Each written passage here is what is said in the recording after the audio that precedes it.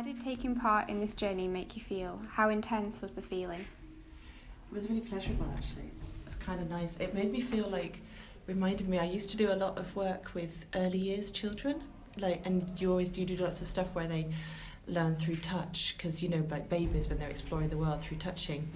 And it reminded me of some of the things that I think we used to do with babies, like just putting them on. There was one time when I actually ended up with like a whole group of mothers and tiny children, naked, rolling around in paint on a piece of plastic.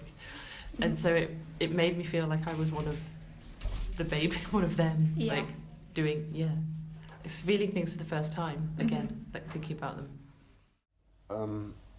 I wouldn't be able to describe this journey in one feeling or one level of intensity.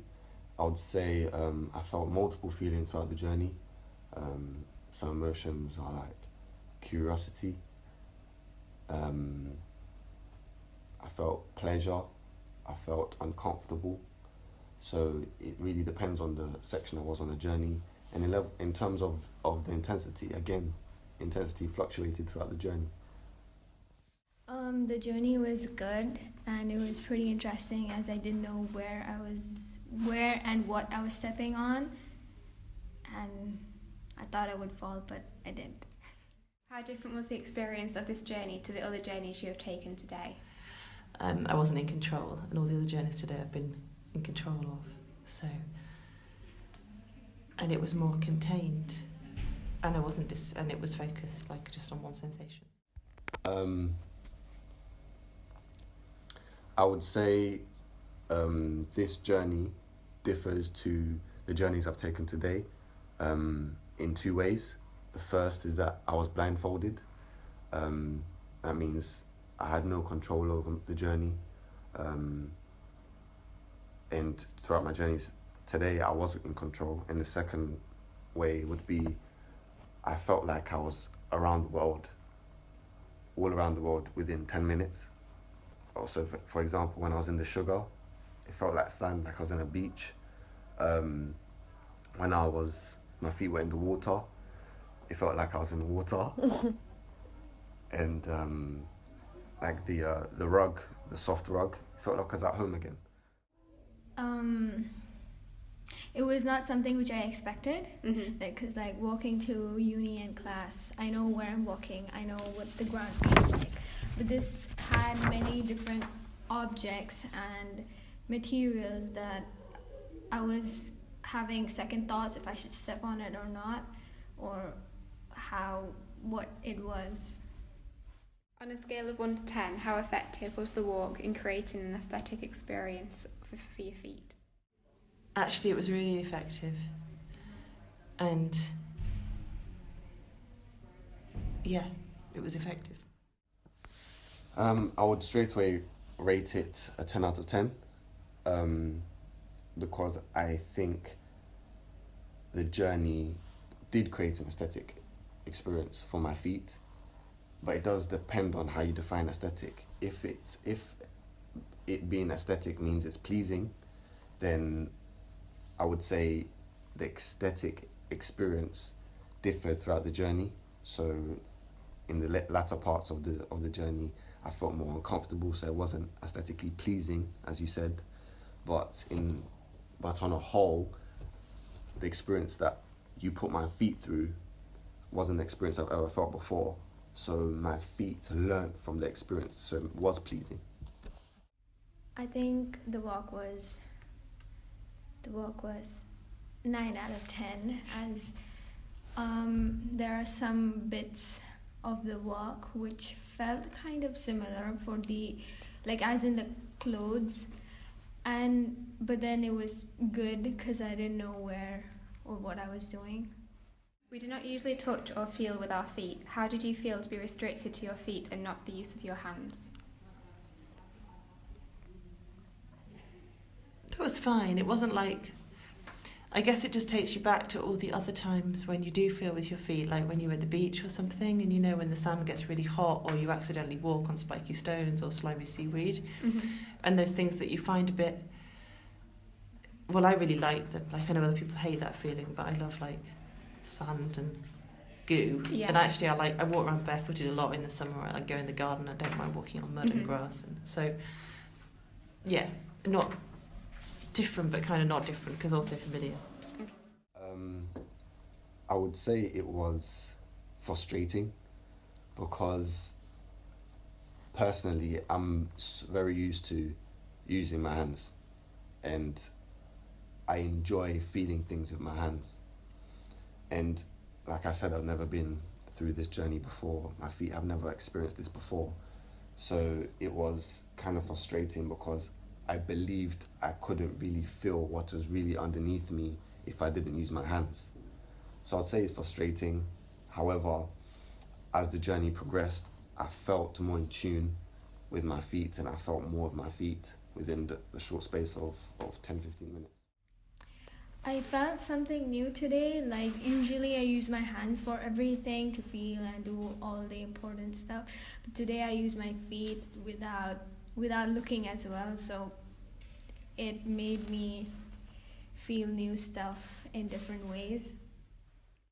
What was the most favoured part of the journey for you, the beginning, middle or end?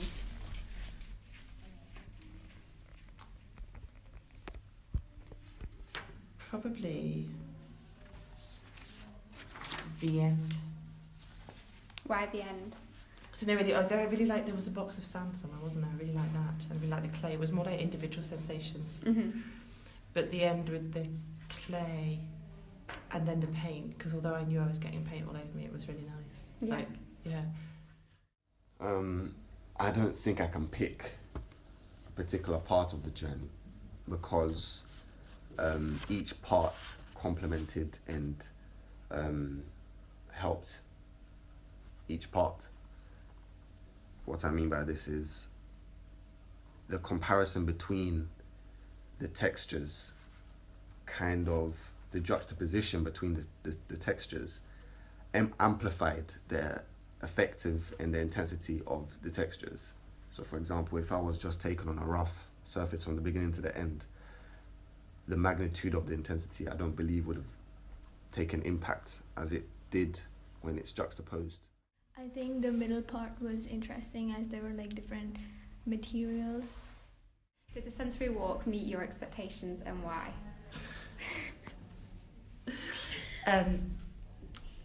To be honest, I didn't have many expectations because I didn't know exactly what she was planning because she Yeah. talked to Jen. But yes, it was definitely a sensory walk. I don't think it did meet my expectations. I know what you're thinking, because it surpassed my expectations. Okay. I say this because, I've said this again, my feet haven't really had the opportunity to feel and touch the amount of textures that were laid out in front of me today. So I would say it surpassed my expectations. Yes, it did. Yeah. I was Why was that? satisfied because I thought it would be normal because I thought I would identify the materials and stuff, but I didn't, and it was kind of scary as well because I couldn't see it. At any point of the sensory walk, did the materials and sensations they created have any attachments to you in terms of past experiences, feelings or memories, and if so, what was it? Oh, well, like I've just said, like the remembering working with those young children and toddlers, but also like, yeah, being on the beach or being barefoot, yeah, in different places. It's funny you asked this question because the welcome mat, you know, at the beginning. Yeah. It actually took me back to a time when I was younger, when I was at my auntie's house, and I felt exactly that feeling, and I rushed to my mum and said, "Mum, why does this welcome mat? Why does it make my feet hurt?" So it's kind of weird you asked this, but it did take me back to that specific moment. Actually, the paint bit and the nice sugar bit reminded me of the beach, where I remember when I was a kid, I used to go to a beach with my entire family and play in the sand and swim. We are often distracted from our environment when making a journey through technological devices, conversations with people, or rushing to work. Do you think this experience has enlightened you to become more aware of your surroundings and the experiences they can offer? yes, I do think I've become more enlightened, because not only have I realized the importance of sight, but I've also realized the importance of feeling, and it made me think that shoes and protection on our feet have kind of desensitized us from our surroundings, because we don't feel what's really around us. Yes, I agree that this walk has made me think about the environment in a new way and the things which I usually ignore. And I think that this walk will have opened my eyes, and I would probably look at the things in another way from now. Mm-hmm. We are often unaware of the power of our senses until they are taken away, damaged, or we are reminded of them. During this walk, you were stripped of your vision. Sight is a sense we rely on heavily. How did it feel to become dependent on your guide and the three senses, hearing, touch and smell? It was okay because she was a very attentive guide. But obviously, you're always a bit nervous at first. I would say it surprised me because I realized I was more dependent on my guide than my senses. So in other words, I trusted a stranger more than I trusted myself and my senses.